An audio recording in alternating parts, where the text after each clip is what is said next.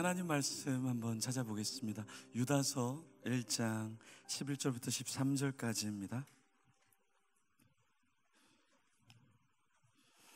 유다서 신약에 있습니다. 요한계시록 끝쪽에 있어요. 유다서 1장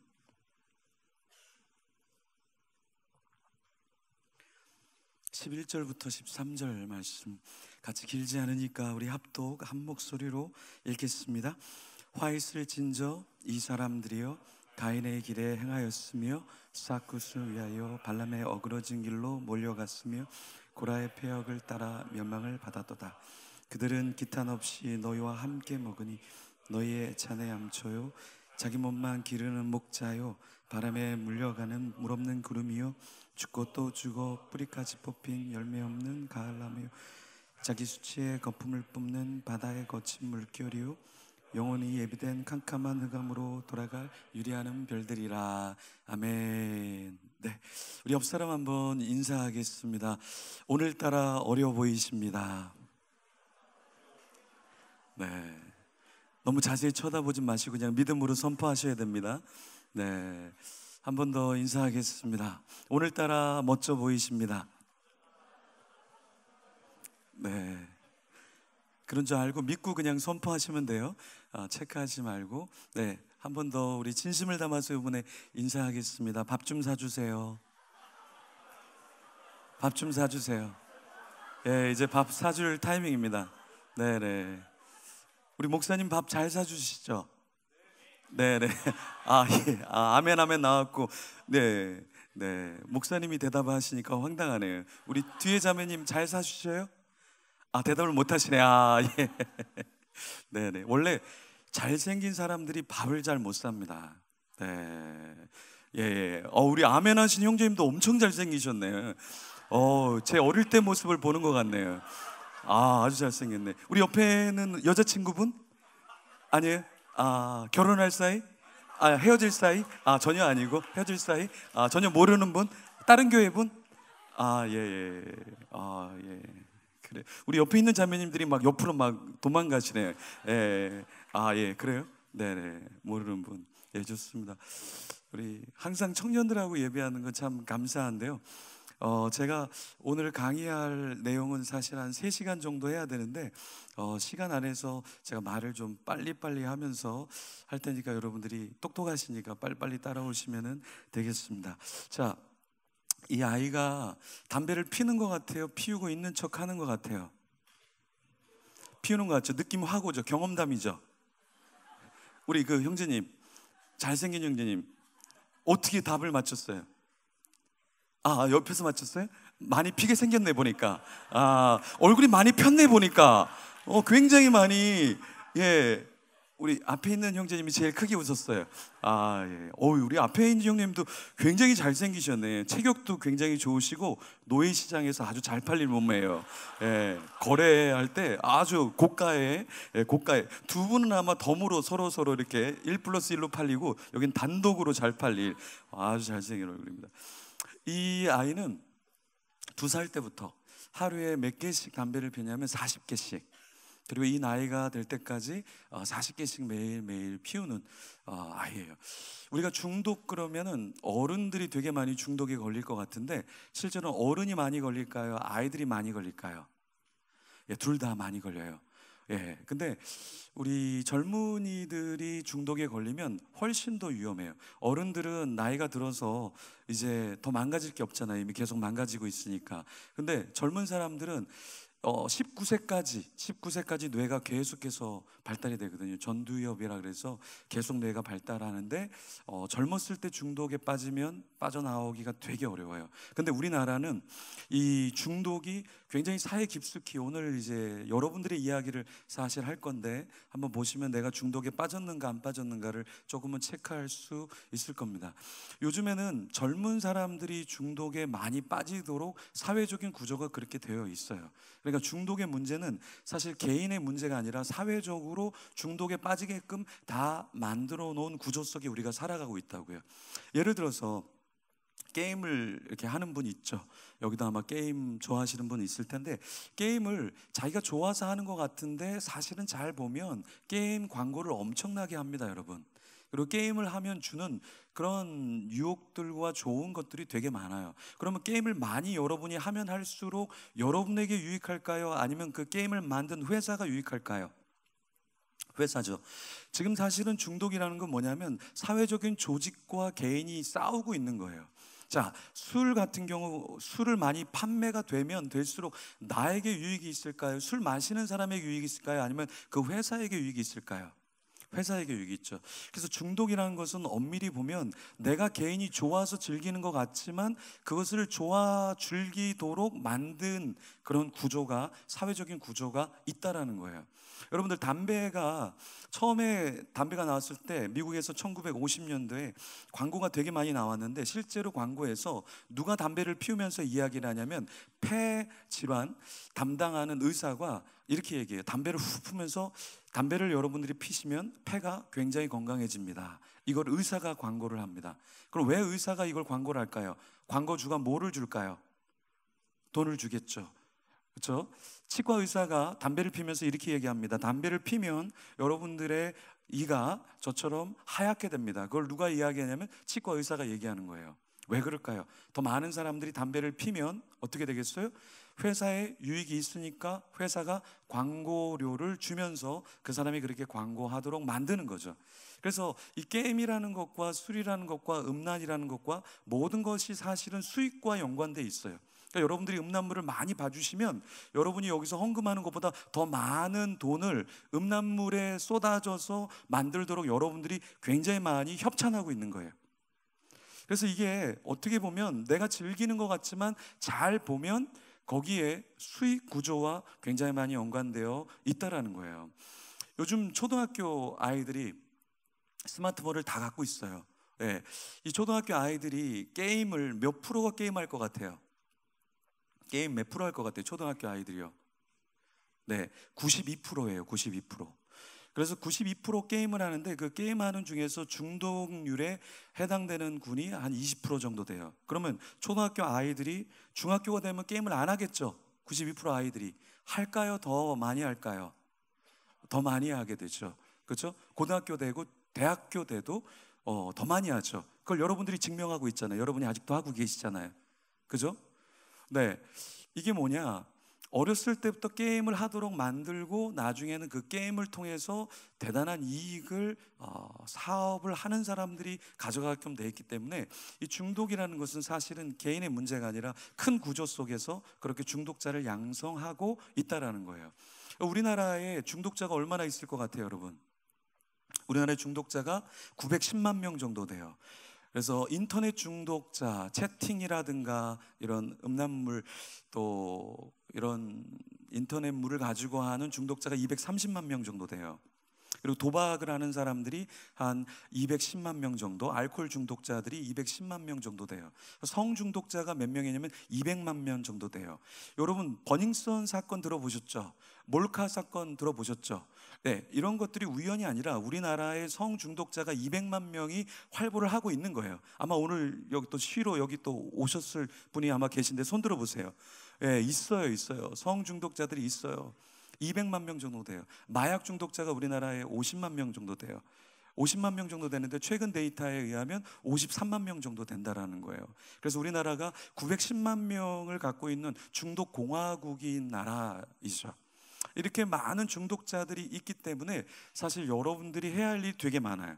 왜냐하면 여러분 주위에는 중독에 빠져 있는 사람이 의외로 많기 때문에 그래요. 중독에 많이 빠지면 어떤 문제가 생기게 되냐면, 사실 제가 PPT를 다 보여드려야 되는데 PPT를 다 보여드리면 시간이 너무 많이 걸리고 또 이렇게 하기 전에 제가 쭉 한번 이야기를 해볼게요. 빨리빨리 따라오시면 돼요. 무슨 얘기하다가 여기까지 왔죠? 중독. 네? 네네, 주변에 중독자가 엄청나게 많아요. 주변에 중독자가 엄청나게 많기 때문에 사실은 전도할 사람이 되게 많은 거예요. 무슨 말이냐면, 중독에 빠져 있는 사람들의 특징이 무엇이냐라고 했을 때, 중독에 빠져 있는 사람들의 특징이 무엇이냐면 중독의 끝으로 갈수록 우울감이 많아요. 그리고 그 우울의 끝으로 갈수록 뭐가 많아져요?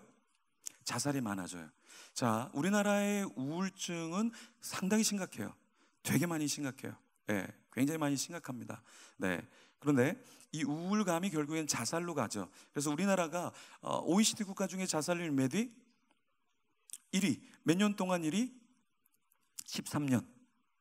우리나라가 13년 동안 1위예요. 그럼 1위를 하려면 하루에 몇 명이 자살을 해야 되느냐?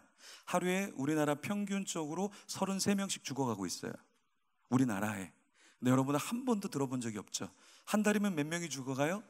하루에 30명씩 30일? 계산이 안 돼요? 약 1000여 명 정도가 죽어가겠죠. 한 달에 우리나라가 자살이. 그런데 우리는 자살이 보고되고 있지 않아요. 에이즈가 엄청나게 우리나라가 높거든요. OECD 국가 중에서 에이즈 수직률이 우리나라가 제일 높아요. 최근 10년 동안 수직 상승을 했어요.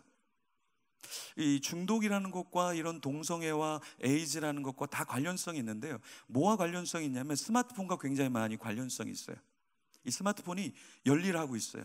스마트폰이 엄청난 일을 하고 있어요. 이 스마트폰을 갖고 있으면 동성애자들이 어떻게 하냐면 어플을 깔아요. 동성애 어플을 깔아요. 그러면 100m 안에 내가 원하는 체형의 남자가 어떤 것을 원하는지 다 프로파일을 올려놔요. 그럼 100m 안에 1km 안에 500m 안에 다 찾아서 무료로 성관계를 매일매일 할 수 있어요.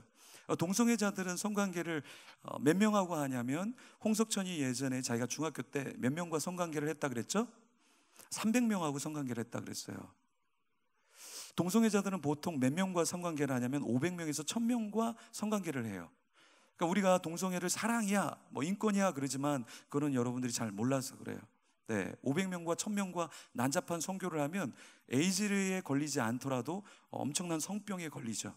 그런데 이 동성애자 중에서 바이, 섹슈얼 하는 사람들 있죠. 양성자가 있죠. 그럼 남자랑 막 난잡하게 하다가 여자랑 하면 결국에는 성병을 여자에게 선물로 주게 되는 거죠.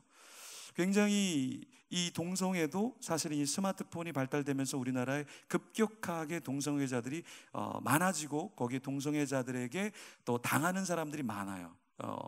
청소년들이나 대학생들 같은 경우는 돈을 좀 쉽게 벌려고 집을 가출한 친구들이 돈을 쉽게 벌려고 엉덩이를 팔죠. 하루에 얼마에 팔아요? 3만 원에 팔죠. 그런데 그 한 번의 그런 접촉으로 인해서 에이즈나 성병에 걸리는 경우가 굉장히 많아요. 그리고 한 번 동성애를 경험해 본 사람은 그 늪에서 빠지지 못하는 경우가 되게 높고요. 이런 것들이 사실은 핸드폰이 만들어지면서 우리가 게임 중독이 되게 많아졌어요. 그러니까 여러분들도 게임할 때 뭘로 합니까? 여러분들이 뉴스나 어떤 영상을 볼 때 뭘로 봅니까? 다 스마트폰으로 보거든요. 여러분 청소년들에게 유튜브를 보는지 안 보는지를 물어보면 요 정도 인원이 있을 때 유튜브를 안 보는 사람 손 들어봐. 그럼 몇 명이 들 것 같아요? 몇 명이 들 것 같아요? 청소년 아무도 안 들어요. 다 봐요. 유튜브 다 봐요. 예, 제가 요번 주에도 청소년 집회를 몇 군데를 갔는데 다 해요. 애들이 유튜브 다 해요.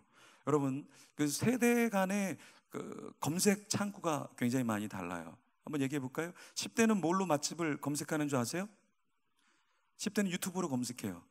아마 여기서도 빠르신 분들은 유튜브로 검색할 거예요. 유튜브로 검색해? 질문하지 마시고 그런 줄 아세요. 네, 여러분만 모르고 있으니까. 10대들은 다 유튜브로 맛집을 검색해요. 20대는 뭐로 맛집을 검색해요? 인스타로 해요. 인스타 모르시는 분은 안 계시겠죠? 인스타로 검색해? 언제부터 그렇게 됐어? 옛날부터 그렇게 했어요. 네, 20대는 다 인스타로 맛집을 검색해요. 30대는 뭐로 맛집을 검색해요? 네, 30대는 네이버예요? 예, 페북으로 많은 것들을 검색하고요. 네이버는 몇 대부터 하냐면 40대부터 네이버를 사용해요. 지금 네이버를 사용하시는 분은 많이 세월의 어려움으로 많이 늙으셔서 하시는 분이에요. 네이버로 하시는 분들은. 네네네. 예, 우리 목사님은 뭘로 검색하세요? 검색 자체를 안 해요? 네이버로 해요. 아주 잘생긴 분들은 네이버로 합니다. 가끔. 네. 40대는 네이버로 합니다. 50대는 뭐로 하는 줄 아세요? 50대는 다음으로 합니다. 예, 다음으로 해요. 다음. 네네. 예. 그래서 어른들이 다음 이렇게 얘기 많이 하죠. 자, 60대는 뭐로 검색할 것 같아요? 60대는 전화로 해요. 야야야 찾았다. 야야 고마워. 잘 안 들려. 다음에 또 통화해. 지하철에서, 버스에서 맛집 검색 바로 전화로 해버립니다. 예, 그래서 60대 이상은 다 전화로 검색하시죠. 시대가 많이 바뀌고 있어요. 근데 이 시대가 바뀌면서 공통점은 무엇이냐면 똑같이 다 중독에 되게 많이 빠진다는 거예요. 왜냐하면 이 미디어와 이 스마트폰을 위해서 엄청나게 많은 중독에 빠져요. 예를 들어서 미디어와 관련된 중독 중에 한 가지가 뭐냐면 도박이에요. 도박. 여러분들 도박을 우리나라 청소년들이 청소년만 이야기할게요. 자, 우리나라 청소년들이 도박을 얼마나 할 것 같아요? 네. 2017년 도박 실태 조사에서는 몇 프로라고 얘기했냐면 청소년 도박률이 42%라고 얘기했어요. 42%, 42%. 여러분 감이 오세요? 네, 전라도에서 오신 분 손 들어보세요. 전라도, 전라북도, 전라남도 손 들어보세요. 오신 분 있잖아요. 아무도 없어요?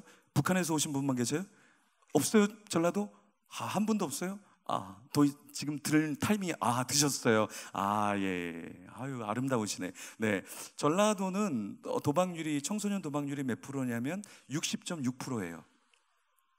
그래서 제가 이거를 강의를 하니까 전라도에 있는 분이, 목회자분이, 아니 목사님 그게 어디서 나온 데이터입니까? 2017년 도박 실태 조사에서 나왔고, 광주일보에서 2016년 9월 13일자 광주일보를 보시면 데이터가 나와 있어요. 근데 놀라운 데이터가 뭐냐면 최근에 나온 한 4일 전에 다음 뉴스에, 저는 이제 50대 가까이 오니까 다음을 사용합니다. 네, 목사님 젊으시네요. 네이버. 예, 좋습니다. 네, 목사님 40대 맞죠? 예. 영성이 40대라는 거죠. 이렇게 눈치가 없어요. 예? 예. 여자친구 없죠? 예, 대답을 안 해요. 네네. 최근에 다음 뉴스에 나왔는데 2017년에 42%인데 2018년 도박 실태 조사가 최근에 발표가 됐어요. 이제 작년에 조사한 거를 쭉 데이터를 했는데 청소년들이 몇 프로냐면 48%가 나왔어요. 48%. 이 말은 1000명 중에, 청소년 중에 도박을 했거나 하고 있는 친구가 1000명 중에 480명이라는 얘기예요. 그리고 광주나 전라도는 6명 정도가 도박을 하고 있다는 거예요. 그걸 도박을 어디서 하냐? 이 스마트폰으로 청소년들이나 대학생들이 되게 많이 해요. 여러분 아마 스포츠 토토라는 거 들어보셨죠? 스포츠 토토라는 거 들어보셨죠? 그래서 청소년들 강의할 때 주위에 스포츠 토토 하는 사람 손 들어봐 그러면 거의 다 들어요. 그러면 자기도 하면서 자기가 들은 사람 손 들어봐 그럼 다 내려요. 주위에 엄청나게 청소년들이 도박을 많이 해요. 스포츠 토토는 불법일까요? 합법일까요? 불법일까요? 합법일까요? 스포츠 토토는 합법입니다. 우리나라 체능진흥위원회에서 만든 체육활동을 더 활성화하기 위해서 만든 거예요. 그래서 어떻게 하냐면 5,000원을 베팅해요. 5,000원을 베팅하면 승을 마치면 여러분 핸드폰으로 3만 원이 떨어져요.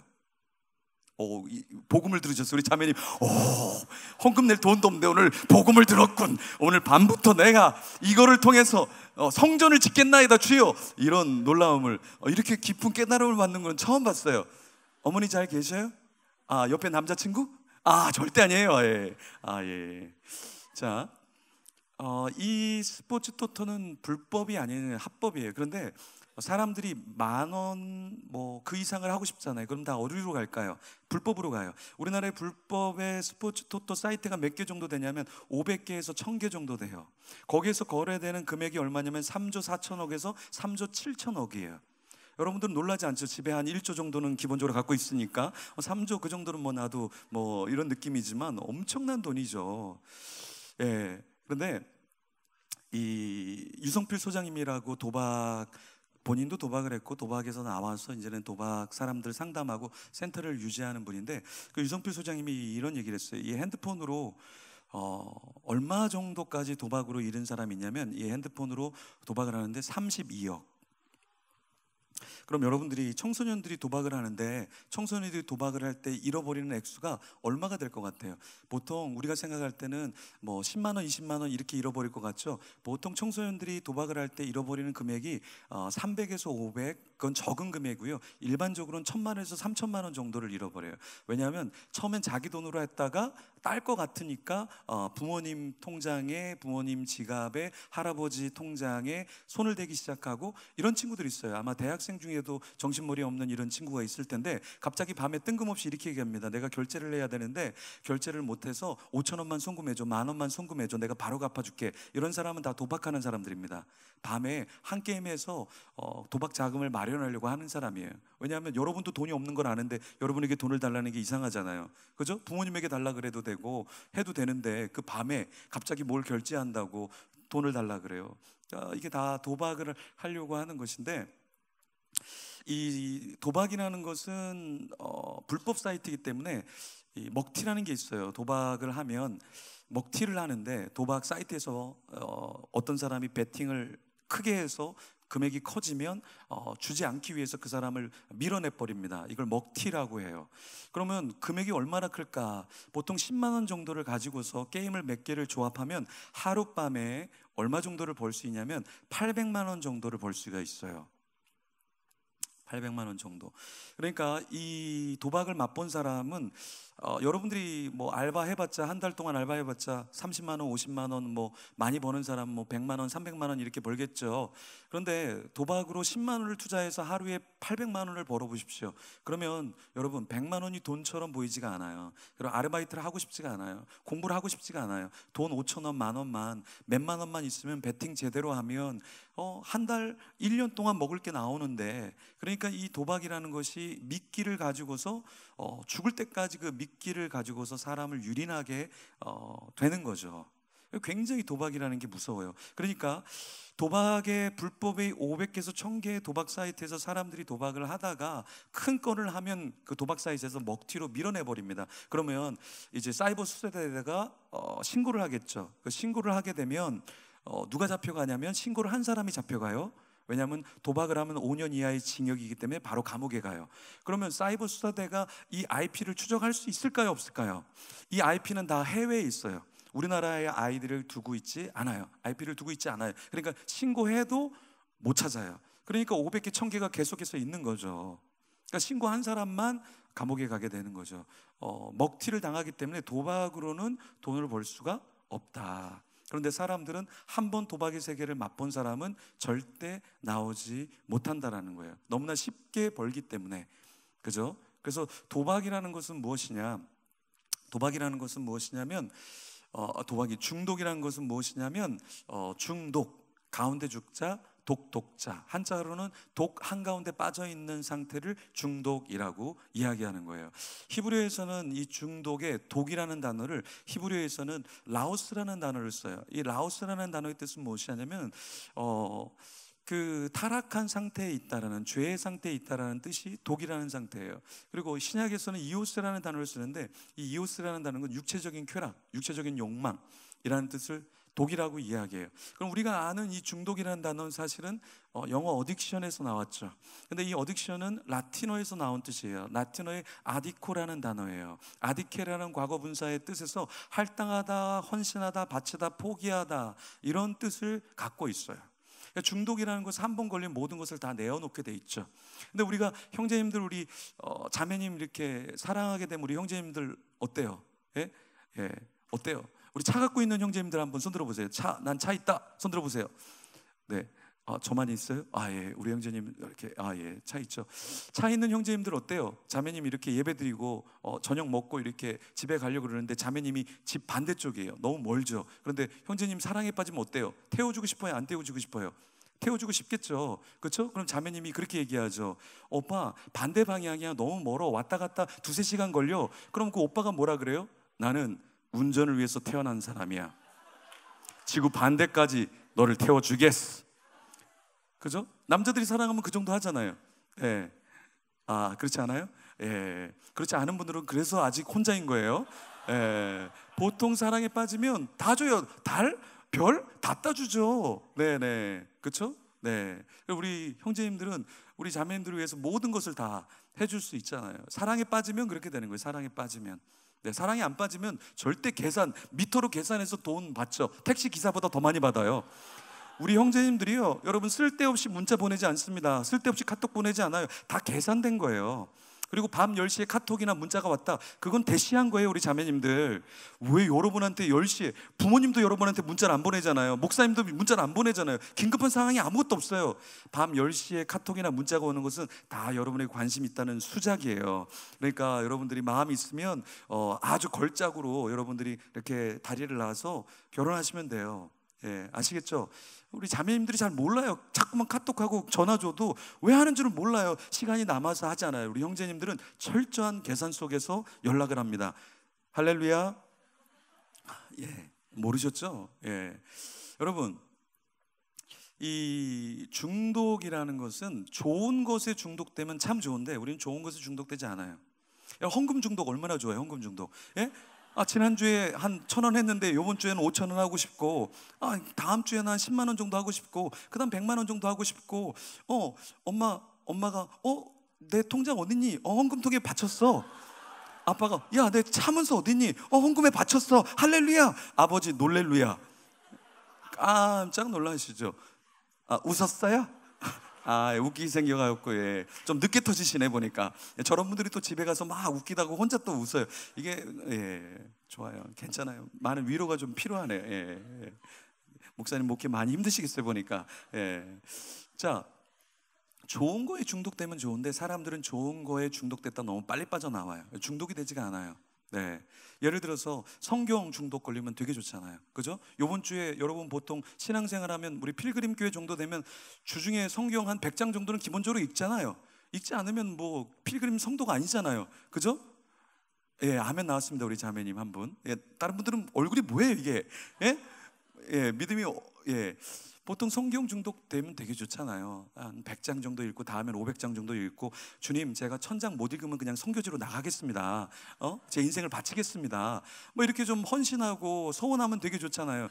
근데 좋은 거에는 중독이 되게 안 돼요. 찬양 중독되면 얼마나 좋아요. 근데 대부분 우리 젊은이들이 뭐예요? 노래방 가서는 막 코인 넣으면서 막 노래 부르잖아요. 그러면서 너 왜 거기 가니? 그러면은 찬양했어요. 그런데 점수는 왜 지가 다 받아 처먹어 먹으래요? 예? 문제가 심각하잖아요. 목사님 여기다가 동전 넣을 수 있는 코인을 하나 넣을 수 있는 구멍을 하나 만드세요. 그래서 찬양할 때마다 한 명씩 500원씩 넣고 헌금하는 거예요.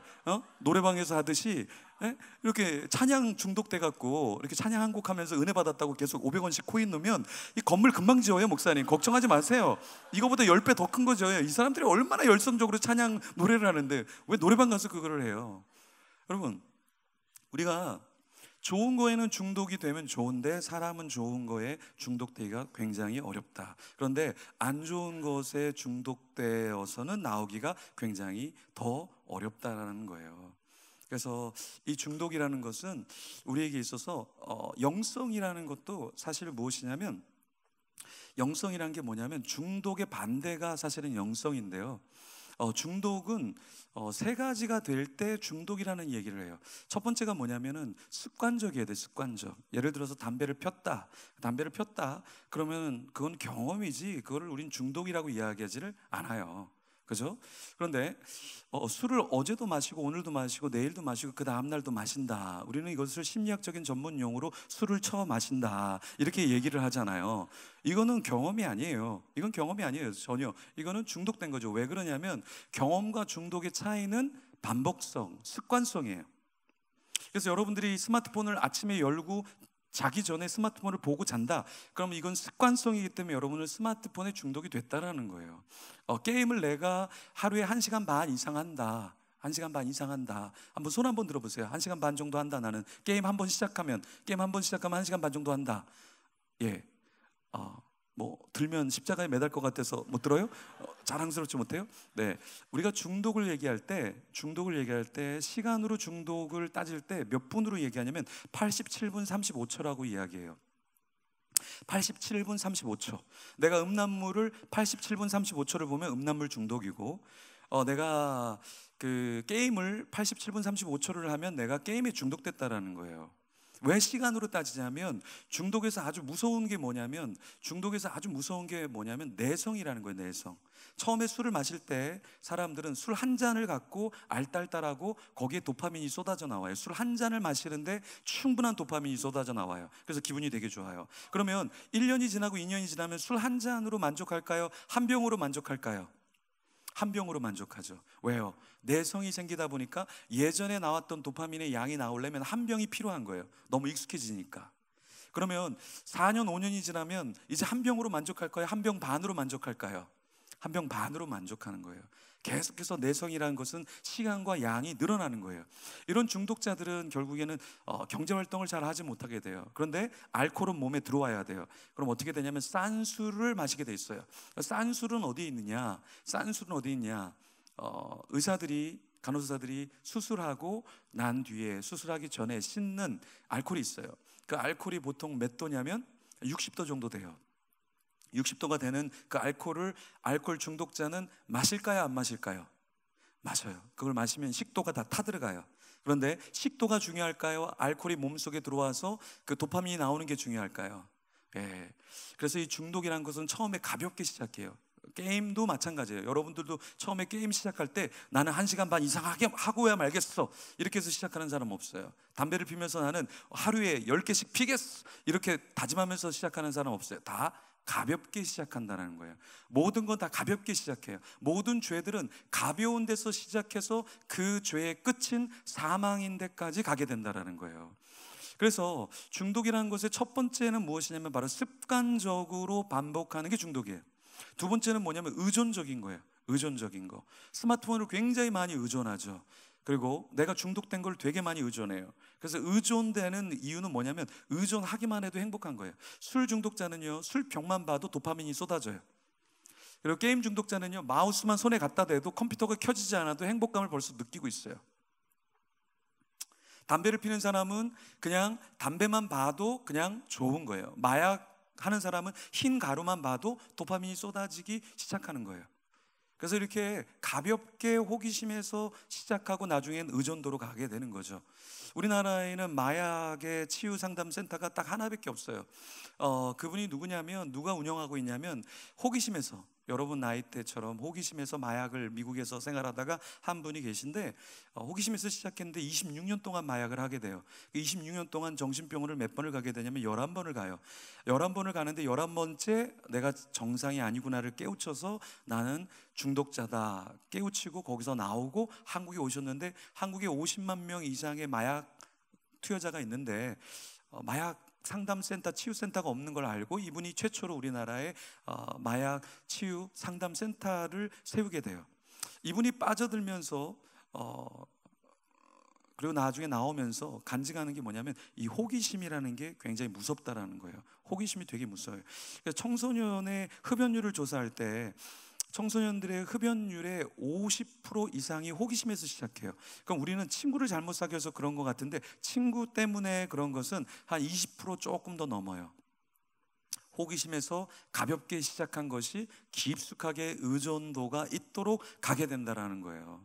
그리고 나서 또 하나는 뭐냐면 행위적인 패턴이 있다라는 거죠. 그래서 중독을 얘기할 때 이 세 가지가 같이 있어야 돼요. 습관과 의존적이냐, 행위적인 패턴이 있느냐, 이게 중독이에요. 그럼 중독의 반대는 뭐냐면 영성인데요. 영성이 있다는 건 뭐냐면 역시 마찬가지로 습관이에요. 습관. 여러분들이 매일 아침에 기도한다, 영성이 있는 거예요. 매일 아침에 큐티를 한다, 영성이 있는 거예요. 매일 아침 말씀을 읽는다, 영성이 있는 거예요. 매일 아침에, 밤에 무엇을 하고 자느냐, 그게 영성이 있고 없고의 차이라는 거예요. 의존하는 거예요. 하나님을 철저히 의존하는 거예요. 그게 영성이 있는 거예요. 네. 그리고 패턴이 있는 거예요. 교회를 왔다가 가고, 훈련을 받았다가 또 다른 걸 받았다가, 계속해서 단기 선교 갔다가 내 자신을 계속해서 하나의 틀 속에 집어넣는 것. 틀 속에 집어넣는 것. 그 사람이 영성 있는 사람이에요. 틀이 없는 사람은 영성이 있다고 우리는 이야기하지 않아요. 가끔 가다가 그냥 주일날 와서 예배 드리는 걸 우리는 영성이 있다고 하지 않아요. 여러분들이 규칙적인 틀 속에, 그래서 제자훈련과 양육과 교육 프로그램, 선교, 단기 선교, 이런 것들에 여러분 자신을 던져야 되는 이유가 뭐냐면 여러분 자신을 틀 속에 넣는 거거든요. 그 틀 속에 넣으면 내 자신이 보이기 시작해요. 한두 시간 그냥 사람들에게 괜찮은 척 뭐 할 수 있는데 한 7박 8일, 9박 10일 같이 다니면 저 사람이 어떤 인간인지가 다 드러나요. 나는 숨기고 싶은데 내 냄새까지 사람들이 다 맡아요. 예, 얼마나 안 씻는 사람인지 그때 다 드러나요. 그죠? 여기서는 다 깨끗한데 단기 선교 가면 이빨 한 번 닦고 끝까지 보존의 법칙, 그리고 마지막에 한 번 닦아요. 그러면서 왜 안 닦니? 그러면은 사역에 열중해야죠. 뭐 이런 이야기하면서 자신이 어떤 사람인지가 다 드러나요. 정말 경건한 사람인지, 정말 침착한 사람인지, 그동안 자기가 보여줬던 그런 가면들이 아니라 자기의 진실된 자기의 삶 모습을 보여주죠. 그래서 중독의 치유도 뭐냐면 같은 공동체 속에서 같이 살아갈 때 중독의 모습들이 보이기 때문에 치유가 되는 거예요. 영성도 마찬가지예요. 여기서 잠깐 예배드리고 간다고 누가 영성 있다고 할 수가 없어요. 영성은 어디서부터 시작되냐면 여러분이 여기에 들어온 순간이 아니라 여기서 나가는 순간 영성이 있는지 없는지가 체크가 되는 거예요. 주차장에서 싸우고 뭐 커피 마시러 가서 싸우고 뭐 교회 일 때문에 뭐 이렇게 교회 안에서 주일날 싸움이 제일 많이 일어나요, 여러분. 주중에는 사람들이 교회 안 와서 교회가 조용한데 주말 되면은 교회 와서 엄청나게 싸우는 사람들이 많아요. 주차 때문에, 또 서로 뭐 때문에 엄청나게 많이 싸워요. 그게 자신의 모습을 보여주는 거죠. 그래서 우리가 영성이 있으려면 여러분들이 틀이 있어야 돼요. 중독에서 나오려고 하면 틀이 있어야 돼요. 그래서 제가 외국에서 유학할 때 와그너 힐이라는 그 중독 치유 센터가 있는데요, 그 사람들은 아침에 6시에 다 일어나요. 그리고 오전에 아침 먹고 오전에 2시간 정도를 여러분처럼 이렇게 예배를 드려요. 그리고 점심을 먹고 오후에는 다 노동을 해요. 여러분, 노동을 하는 게 경건에 되게 많이 도움이 되고 중독 치유에 되게 많이 도움이 돼요. 그러니까 우리의 문제는 뭐냐면 우리는 시간이 너무 많아. 청년기에, 대학생기에 사실 여러분 우리가 범죄하는 이유, 우리가 성숙하지 못한 이유가 뭐냐면 요 대학생 때, 청년 때 여러분들이 시간이 너무 많아. 그리고 물질이 너무 많아. 나중에 여러분 결혼해 보세요. 부인이요, 하나님은 용서해 줘도 부인은 용서 잘 안 해요. 내 마음대로 쓸 수 있는 게 거의 없어요. 여러분 나중에요 결혼해 보세요. 제 말이 목사님 맞아요? 틀려요? 맞다잖아요. 벌써 목사님이 얼굴 보면 다 알죠. 우리가 같은 동병상련, 그죠? 저희 집사람이 어느 날 그러더라고요. 요플레를 먹으라 그러더라고요. 요플레는 아이들을 줘야 된다고 늘 못 먹는 건데, 그래서 웬일인가 이렇게 먹고 있으니까 아내가 그러더라고요. 일주일 지난 거라고. 어차피 요플레는 다 상한 거기 때문에 그거랑 똑같으니까 먹으라 그러더라고요. 웬일로 자비한가 그랬더니 그렇게 되더라고요. 여러분, 이게 우리가 정말 주님 안에서 영성이 있다라는 것은 우리 삶의 틀이 있어야 돼. 여러분 가운데 틀이 있어야 돼. 그 와그너 힐에서도 오후에 노동을 하고 저녁에는 다이어리를 쓰고 성경을 묵상하고, 그런데 거기 가보면 한 명도 중독자가 없는 것 같아요. 우리가 가서 본 사람들이 이렇게 누군가를 데려가잖아요. 그럼 다 그래요. 장로님이, 어떤 목회자가 내가 중독자라고, 저 사람들은 천사라고, 저 사람은 정말 천사라고. 아무리 중독자라도 중독자입니다라고 선포하고 자기를 예배자로 드리는 순간 중독에서 나와요. 근데 우리는 뭐냐면 잠재적인 중독자예요. 우리가 사실은 중독자이면서 교회 와서는 전혀 중독자가 아닌 것처럼 포장하고 있어요. 가면을 쓰고 있다는 거죠. 그러니까 우리가 중독에서 나올 수가 없는 거예요. 근데 왜 우리가 중독자라고 선포하지 못하냐면 내가 갖고 있는 마지막 희망이 그래도 나는 괜찮으면서 포장하는 건데, 그거를 못하는 순간 나는 완전히 쓰레기 인간 취급 받으니까 그게 싫은 거예요. 실제로 그래요. 우리나라에 중증 중독자가 300만 명 정도 되는데요, 여러분들 정신병원에 가면 환자로 넘쳐나요. 환자로 넘쳐나요. 정신병원에 가서 예배 드려보십시오. 이렇게 안수 기도하는데 직분이 장로님이에요. 장로님이 그래요. 나도 교회 장로인데 술을 이렇게 먹다가 지금은 술이 나를 먹고 있고 내가 어떻게 할 수가 없다고. 이게 뭐예요? 직분자인데도 정신병원에 와 있을 정도로 수많은 사람들이 정신병원에 오는데, 사실은 정신병원은 스스로 두 발로 걸어오는 사람은 많지 않아요. 끌려서 오는 사람들이 대부분인데 그래도 정신병원이 넘쳐난다는 거예요. 그 말은 뭐냐면 와야 될 사람들이 너무나 많은데 자기를 중독자라고 인정하지 않고 안 오기 때문에 치유가 되지 않는 거죠. 우리도 마찬가지예요. 우리도 왜 훈련받냐, 왜 교육받느냐. 여러분이 결혼하기 전에 훈련을 많이 받으세요. 그리고 결혼할 사람을 만나면 훈련을 많이 받도록 하세요. 왜냐하면 결혼하면 찔러요. 아주 예리한 가시로 찔러요. 근데 제가 아마 저만큼 한국에서 주례를 많이 한 사람이 아마 없을 거예요. 젊은이 사역하면서. 제가 주례를 많이 하고 상담을 하고 결혼학교, 예비학교, 뭐 신혼부부학교, 예비부모학교 제가 다 운영을 해봤지만 많은 사람들을 상담해 보면서 결혼 전에 탑 리더한 사람, 결혼 전에 탑 리더하고 리더한 사람들, 그 사람들은요 많이 깎여요. 왜냐하면 그 멤버들이 많이 깎아주거든요. 별의별 사람들이 다 있잖아요. 여러분들은 잘 모르지만 리더들은 집에 가면 울어요. 이런 사람을 주님 왜 저에게 맡기셨습니까? 그러면서 리더가 기도하죠. 너랑 똑같은 사람 나중에 리더할 때 만나봐라, 이런 이야기를 하죠. 네? 어떤 사람은 자기가 리더하면서 자기가 리더한테 전화를 해요. 그때 내가 어떤 인간인지 지금에야 알겠다. 나랑 똑같은 인간 만나서 피눈물을 흘리고 있다. 그때 미안했다. 여러분, 여기 안에서 섬김이로 섬기고 리더로 섬긴다라는 거는 사실 쉬운 건 아니에요. 되게 쉬워 보이지만 쉬워 보이지 않아요. 탑 리더일수록 저 탑 리더 아무것도 안 하는 것 같은데 많이 눈물을 흘리게 돼 있어요. 많이 눈물을 흘려요. 근데 이렇게 섬김으로 말미암아 내 안에 있는 가시가 뽑혀지는 거예요. 가시가 꺾여지는 거예요. 근데 한 번도 제자 훈련 받아보지 않고 선교도 안 가보고 섬겨보지 않은 사람은 아주 날카롭게 자기가 살아있어요. 철저하게 자기가 살아있어요. 발톱이 살아있어요. 근데 나중에 결혼하면 그걸로 사정없이 죽입니다. 왜냐하면 자기가 죽지 않은 사람은 다른 사람을 죽여요. 자기가 철저하게 살아있는 사람은 다른 사람을 죽여요.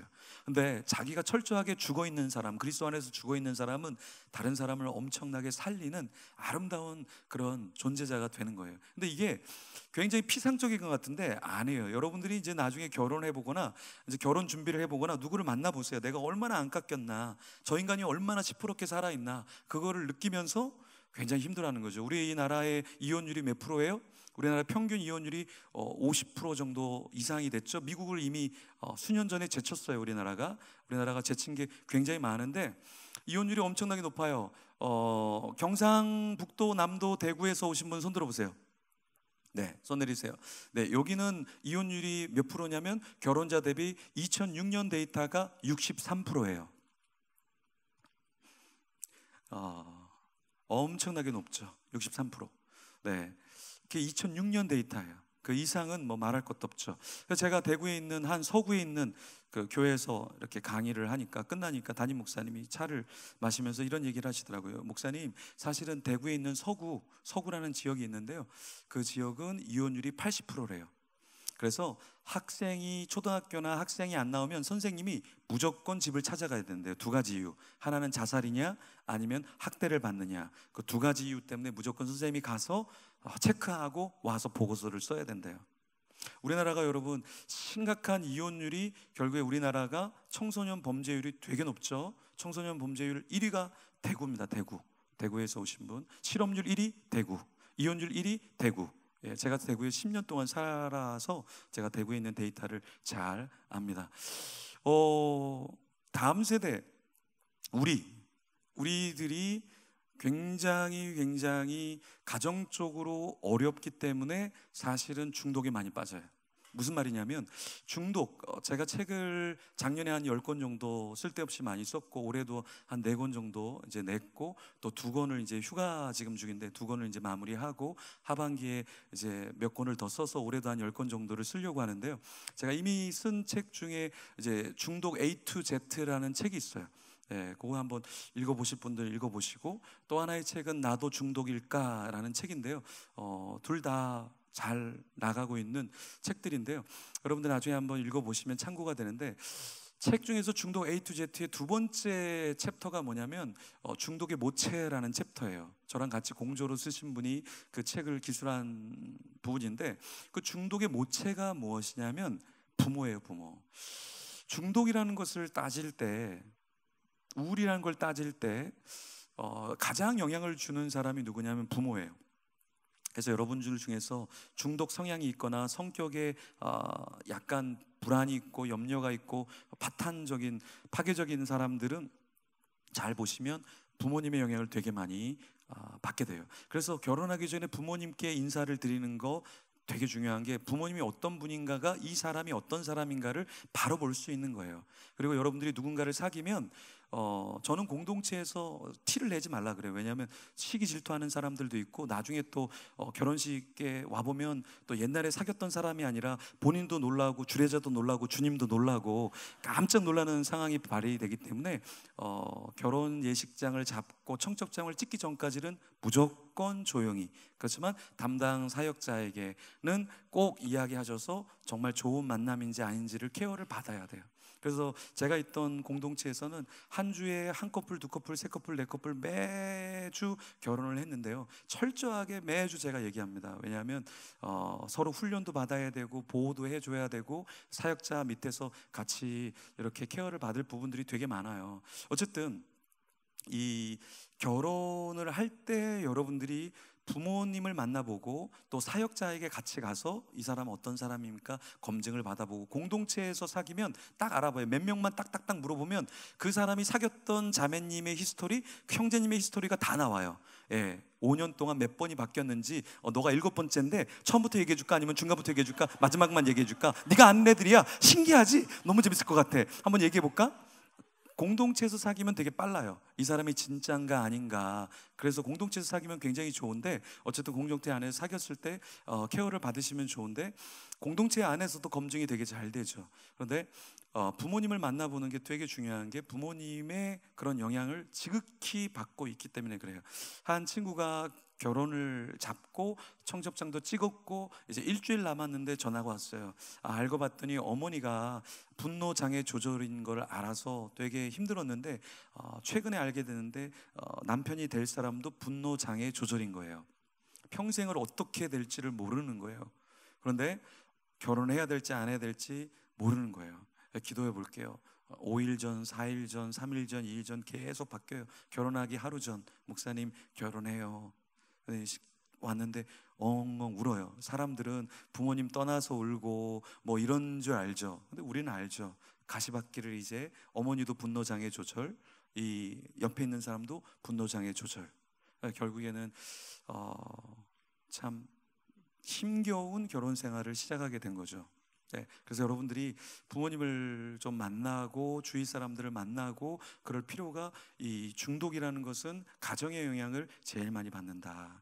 그래서 탈선한 아이들, 중독자 아이들을 상담해 보면 대부분이 다 부모님의 관계가 안 좋거나, 부모님이 알코올 중독이거나, 부모님이 도박 중독이거나, 폭력 중독이거나, 폭언을 하거나, 이런 가운데서 왜 중독으로 빠지냐? 중독이라는 것은 보상 심리에서 빠지는 거예요. 보상 심리에서. 예를 들어서 게임을 하시는 분들 이렇게 보면 밖에서 성격이 좋고 대인관계가 원만하고 자기가 모든 것을 다 보상받을 수 있는 사람이 게임에 잘 빠지지 않아요. 게임에 잘 빠지는 사람들을 보면 되게 내성적인 사람들이 많아요. 조용한 사람이 많아요. 여기 밖에 나와서 공동체 속에서 사람들의 주목을 끌지 못하지만 게임 속에서는 내가 하고 싶은 말을 다 하는 거예요. 욕 배틀 더 잘해요. 게임 밤새워서 더 잘해요. 즐기게 게임할 수 있어요. 누구든지 다 무릎을 꿇을 수 있어요. 내가 여기선 지존이에요. 뭘까요? 보상 심리가 거기 있는 거예요. 사실은 이 현상 세계에서 여기서 보상을 받고, 여기서 인정을 받고, 여기서 쾌활하고, 여기서 뭔가 영적인 게임을 하고 영적인 승리를 거두고 누군가를 도와주고 이래야 되는데, 그게 안 되니까 가상 세계 속으로 지나가는 거예요. 가상 세계 속으로 들어가는 거예요. 그래서 게임도 시대가 지나가요. 게임도 지나가요. 그 게임이 지나갈 때 이 사람은 허무함을 느끼죠. 다시 다른 게임으로 타요. 다시 허무하게 접혀지게 되죠. 게임이 모두가 다 중독성이 있는 거 아니에요. 게임이 다 모두가 나쁜 게 아니에요. 두 가지 게임이 안 좋아요. 하나는 뭐냐면 아이템을 키워가는 거.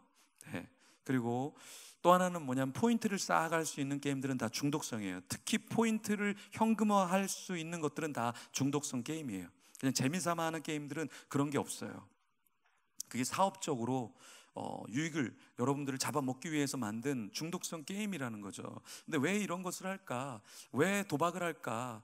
왜 음란물에 빠질까? 이 음란물에 빠지는 것, 또 우리 자매님들 같은 경우는 이렇게 상담해 보면 굉장히 부모와의 관계가 안 좋은 사람은 형제님이 떠나는 걸 되게 두려워해요. 그래서 자기 몸을 너무 쉽게 줘요. 자기 몸을 그냥 막 줘요. 왜 막 주느냐? 미국에서 유학하고 공부도 잘하고 너무 이뻐요. 연예인처럼 이뻐요. 그런데 성에 대한 설교를 하고 나중에 상담을 하는데 자기가 고등학교 때부터 남자들에게 자기 몸을 줬다는 거예요. 왜 줬니? 그 이유는 다 똑같아요. 그 이야기가 뭐냐? 저 사람이 떠나지 않도록, 저 사람이 떠나지 않도록 자기의 주고 싶은, 줄 수 있는 모든 걸 다 준다는 거예요. 이게 참 우리는 이해가 안 가죠, 여러분. 이해가 안 가잖아요. 그런데 그게 바로 부모와의 관계가 잘 안 될 때 내가 무언가를 놓치고 싶지 않고 보상받고 싶고 또 누리고 싶고 여러 가지가 믹스가 되면서 그런 현상이 일어나요. 여러분, 자해도 중독이거든요. 자해 중독. 되게 자해를 많이 하는 사람들이 되게 많아요. 그래서 제가 나도 중독일까에 자해 중독을 다뤘는데, 어제도 상담하는데 자해를 하는 사람이 있는데, 자해를 하는 이유가 뭔지 아세요, 여러분? 자해도 중독이 되는데요, 자해를 할 때, 피를 흘릴 때 자기가 살아있다라는 쾌감을 느껴요. 희한한 쾌감을 느껴요. 자기가 살아있다라는 걸 피를 철철 흘리면서 거기에 쾌감을 느껴서 자해를 하게 되는 거예요. 그런데 이런 것들이 다, 중독이라는 것들이 뭐와 관련되어 있냐면 영적인 세계와 관계가 있어요. 그래서 우리는 육신의 아버지, 육신의 어머니를 잘 만나지 못했지만 하나님 아버지를 온전히 인격적으로 만나면 중독들이 끊쳐져요, 여러분. 음란한 것들이 끊쳐져요. 그리고 술이 끊쳐지고 게임이 끊쳐지고 마약과 이런 흡연이 끊쳐져요. 목사님, 흡연이 뭐 문제예요? 여러분, 흡연이 무서울 것 같아요? 마약이 더 무서울 것 같아요? 마약은요, 하면서 사람이 죄책감을 느껴요. 그리고 사회적으로 이제 법적으로 제재를 받게 되니까 두려움이 있어요. 근데 흡연이라는 건 어떠냐면 누구나 다 아는데, 그러면서 더 많이 하게 되고 나중에는 더 나오지 못하는. 그래서 중독의 무서움 중에 한 가지가 뭐냐면 이렇게 얘기해요. 부모가 내가 보는 앞에서 게임하니까, 내가 보는 앞에서 술을 마시게 하니까 이건 건강하지 않느냐. 근데 이제 8월 달에 영화 중독이라는 게 나오거든요. 김상철 감독님이 10년 동안 필름을 담고 이렇게 한 다큐 영화가 나오는데, 제가 거기서도 나와서 이야기를 하는데, 중독에 대한 거기에 데이터 하나가 무엇이냐면, 부모 앞에서 술을 먹게 하고 부모 앞에서 게임을 하는 아이들이 중독에 대한 경계성이 무너지면서 더 급진적으로 중독에 빠진다라는 거예요. 제가 얘기했죠. 호기심, 허용성이 열려지면 중독의 속으로 쫙 빠져가는 거예요. 그래서 정말 할 것인가 안 할 것인가를 선택하는 게 굉장히 중요해요. 호기심에서 그냥 시작했다가 호기심으로 끝낼 수가 없는 단계까지 간다라는 거예요. 중독이라는 것은 영적인 건데, 왜 영적인 거냐면 사탄의 강력한 체인이에요. 강력한 체인. 강력한 체인으로 왜 사탄은 중독으로 우리를 묶고 있느냐? 하나님께 헌신하지 못하게 하는 거예요. 중독에 빠지면 모든 돈을 다 중독에 탕진해야 돼요. 도박에 빠진 사람, 강원랜드, 정선에 있는 강원랜드, 태백에 있는 그 도시 안에 있는 카지노, 거기서도 중독의 강의를 제가 했는데요, 그 전문가들 오시고 거기서 중독자 중에 홈리스가 된 사람들을 섬기는 사람들이 있는데요, 똑같이 하는 말들이 다 뭐냐? 중독은 죽을 때까지 못 빠져나와요. 사람이 죽을 때 빠져나올 수 있는 게 중독이에요. 왜냐? 영적으로 사탄이 강력하게 붙잡고 있는 게 중독이거든요. 여러분들이 하나님께 나아가지 못하도록, 헌신하지 못하도록, 가장 젊을 때 헌신하지 못하도록 여러분의 에너지를 음란한 데 다 쏟아버리고 교회에는 쏟지 못하게 하는 거죠.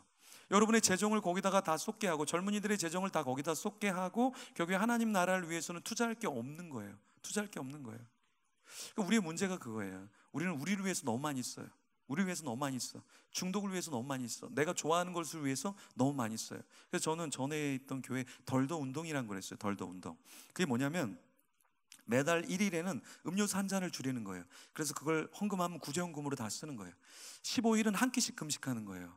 한 끼씩 금식하고 그 헌금을 내가 5,000원짜리 안 먹었다 그러면 5,000원, 10,000원짜리 안 먹었다 그러면 10,000원. 그럼 대학생 같은 경우는 3,000원이면 3,000원을 헌금하면 그거 갖고 선교사님들 중고차, 새 차는 안 돼도 그냥 중고차 한 대 사드리고, 누가 선교지에서 지붕 고치다가 떨어져서 허리가 부러져서 병원비가 필요하다, 우리가 다 병원비 보내고, 개척교회 보수해야 된다, 그럼 보수비 보내고, 매달 구제할 사람들과 선교지에 많은 거를 보낼 수 있어요. 근데 보낼 수 있는데 못 보내는 이유는 뭐냐? 내가 너무 많이 먹기 때문에 그래요.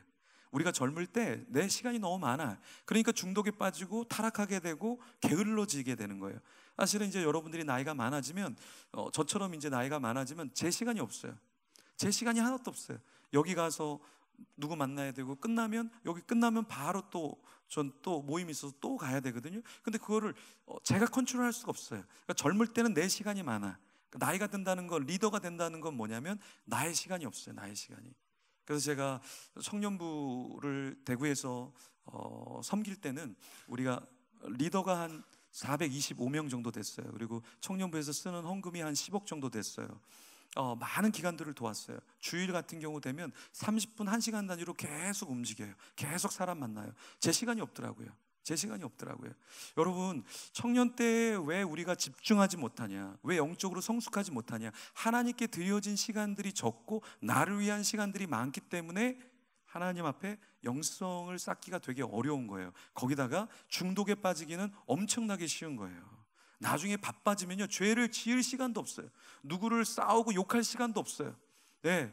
그러니까 하나님 앞에서 여러분들이 어떻게 중독에서 나오고 어떻게 온전함으로 나오느냐, 그것은 뭐냐면 여러분이 경건의 틀이 있으면 중독에 빠지지 않는다라는 거예요.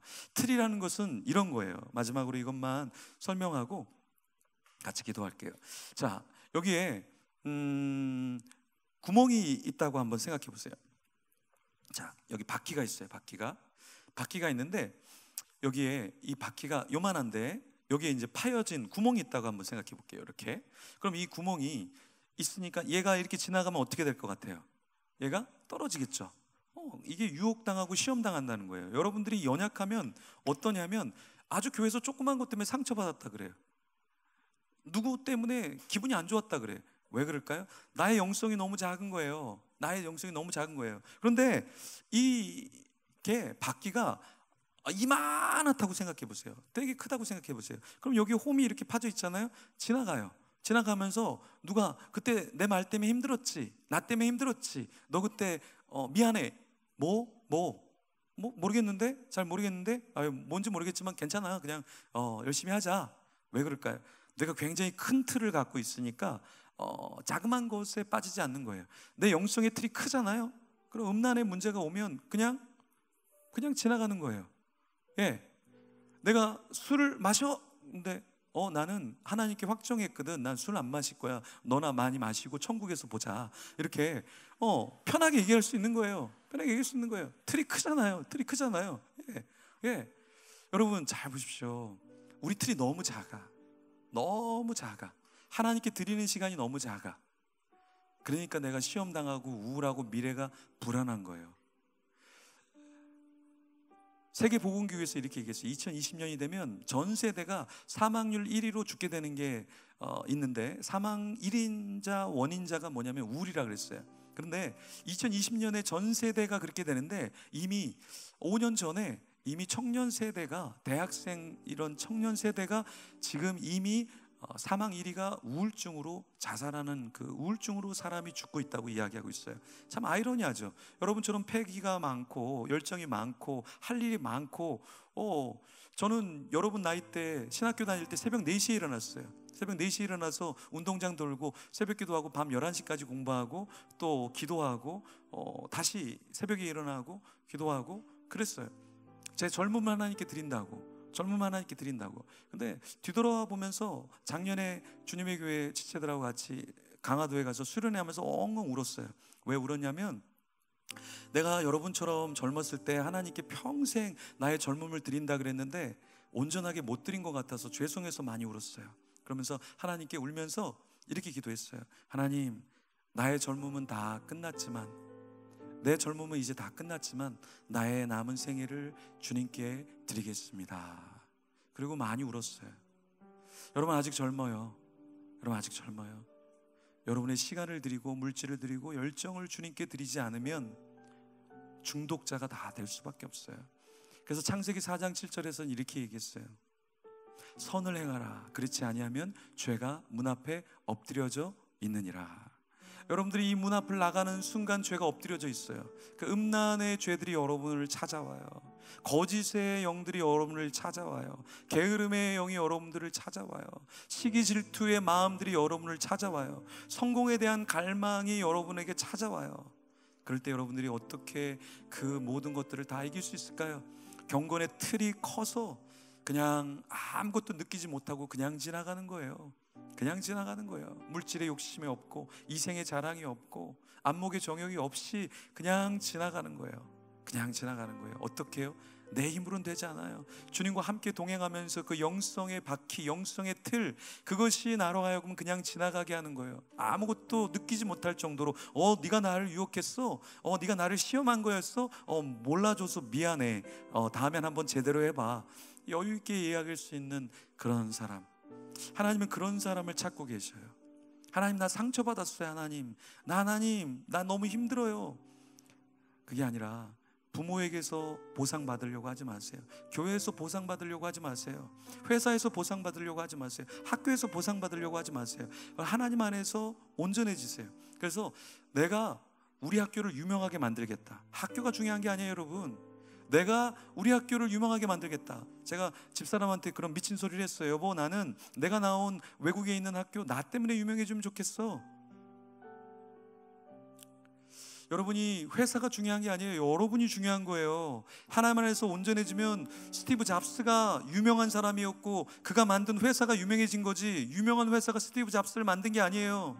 삼성이 유명해갖고 이건희 회장이 유명해진 게 아니에요. 삼성 이전에 그 한 사람이 있었어요. 모세 한 사람을 통해서 하나님이 출애굽을 시키셨잖아요. 하나님은 한 사람이에요. 한 사람. 여러분, 한 사람이 중독이 아니라 하나님이 원하시는 영성의 자리에 여러분을 던지시면 여러분 시대적인 일을 할 수 있어요. 시대적인 일을. 그냥 조그만 회사 정도 다니고 학교 정도 다니는 사람이 아니라 학교 전체를 바꿀 수 있는 인물이 여기서 나올 수 있다니까요. 이 교회 전체를 다 책임질 사람이 여기서 나올 수 있다니까요. 예, 여기서 한 명이 교회 하나가 아니라 10개, 100개를 지을 수 있는 그런 사업을 하는 사람이 여기서 나올 수 있다니까요. 여러분이 힘으로 되지 않아요. 하나님이 주시는 비전, 그 비전을 바라보면서 같이 달려가는 자에게 하나님께서 물질도 주시고 재능도 주시고 명예도 주시고 하나님의 영광을 위해서 쓸 수 있도록 그렇게 하나님이 부어주시는 거예요. 감당할 수 없도록 부어주시는 거예요. 여러분, 배우자를 위해서 기도하지 마세요. 여러분이 좋은 배우자가 되도록 금식하세요. 작정 기도하세요. 예. 여러분이 좋은 배우자가 되도록 새벽에 혹은 밤에 기도하는 시간에 모임 장소에 나와서 여러분 혼자 기도하세요. 여기서 같이 기도하는 거는 다 가짜예요. 가짜라면 좀 이상하지만 특별하지 않아요. 진짜 특별한 예배는 언제냐면 혼자 하나님께 나올 때, 남들이 나오지 않을 때 그게 특세고 그게 특별한 예배이고 그게 하나님 앞에 드려지는 거지, 남들이 다 나와 있을 때 손 들고 찬양하는 거, 그거 그렇게 좋은 믿음 아니에요. 그거 대단한 거 아니에요. 어떤 청년들이 이렇게 카메라 이렇게 돌면 카메라 오는구나 하고 그 타이밍 맞춰서 이렇게 손 들었다가 또 지나가면 또 내렸다가 이런 자매님, 형제님들도 되게 많아요.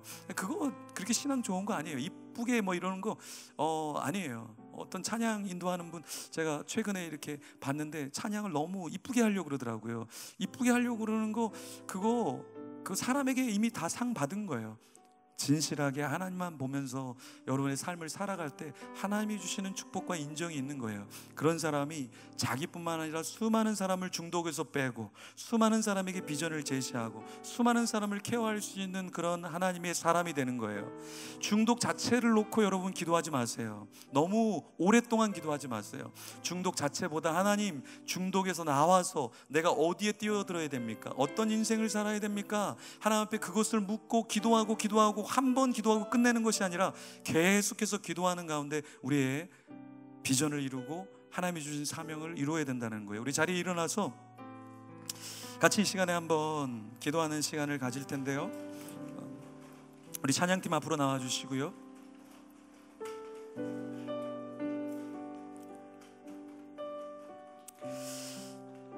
우리에게는 누군가 알지 못하는 중독이 있습니다. 이 중독은요, 사탄이 우리의 연약함을 알고서 찾아와서 그것에 쑥 빠지게 하는 거예요. 어떤 사람은 TV가 굉장히 사람을 사로잡는 거고, 어떤 사람은 드라마가, 어떤 사람은 그냥 관계, 사람 때문에 중독되어서 헤어나오지 못하는 경우가 있어요. 인기, 명예, 성공, 미래 안정, 모든 것에 중독되고 하나님 아는 것으로 만족하려고 하고 평안하려고 하고 그런 것들이 우리 속에 있습니다. 사탄은 우리의 약함을 너무나 잘 알아요. 그래서 우리를 하나님을 바라보지 못하게 하고 하나님의 일을 하지 못하도록 우리를 계속해서 묶어내려고 하는 것입니다. 이 시간에 하나님 앞에, 하나님, 나는 중독자입니다. 나는 죄인입니다. 나는 연약합니다. 전능하시고 온전하신 아버지 하나님, 나를 덮어 주시옵소서. 나를 변화시켜 주시옵소서. 영성의 틀이 있게 하여 주시옵소서. 주님, 나와 동행하여 주시옵소서. 우리 주여 한번 외치며 기도하며 주 앞에 나갑니다. 주여,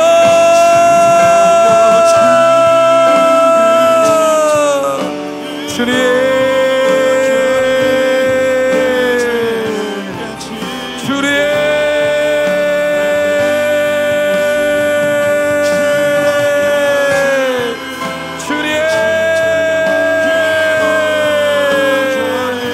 아버지 하나님, 아버지 하나님, 주님,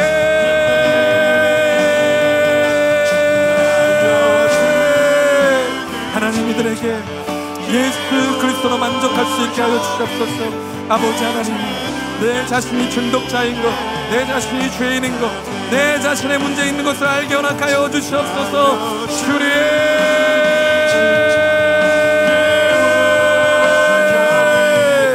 성령 하나님, 우리를 변화시켜 주시옵소서.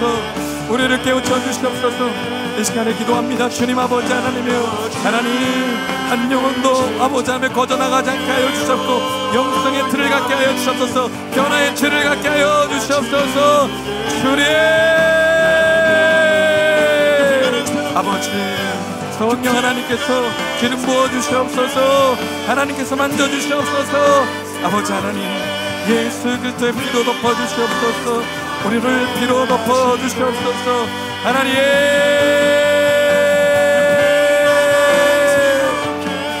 아버지 하나님, 오 성령 하나님, 성령 하나님이여, 성령 하나님께서 우리를 붙잡아 주시옵소서. 하나님,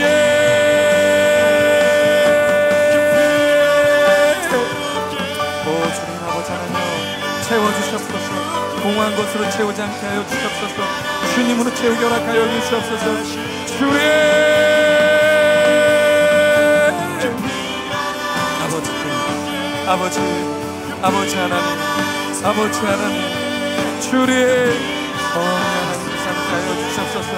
이 자들 가운데 아버지 하나님 회개하게 하시고 결단하게 하여 주시옵고 매일의 삶 가운데 말씀을 읽게 하여 주시옵소서. 기도하게 하여 주시옵소서. 주님, 구체적으로 하나님 아버지 하나님께 어떻게 나의 삶을 드릴지 주님 결단하게 하여 주시옵소서. 주님 아버지 하나님, 성령 하나님, 오